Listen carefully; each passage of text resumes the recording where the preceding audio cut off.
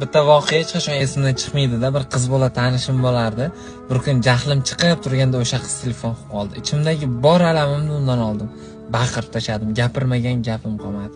Bechora nima qilishini bilmasdan indamay telefonni o'chirdi. Orada ozgina vaqt o'tgandan keyin uzr so'rash uchun unga telefon qildim va u telefonni ko'tarishi bilan iltimos uzr so'ramang, men sizni o'z akamdek hurmat qilaman. O'g'il bolani g'ururi mening xafaligimdan ancha ustun turadi. Ozgina yig'lasam o'tib ketadi. O'zi ayb o'zimda. Jahlingiz chiqqan vaqtda telefon qilmasligim kerak edi dedi-da, sekingina jilmayib qo'ydi. Shunda ham uzr so'radim, lekin o'sha kundan boshlab u qizga bo'lgan hurmatim 100 ga ko'tarildi. Aynan mana shunaqa qizlarga uylangan yigitlar, men ishonch bilan aytaman, qirollarda yashaydi.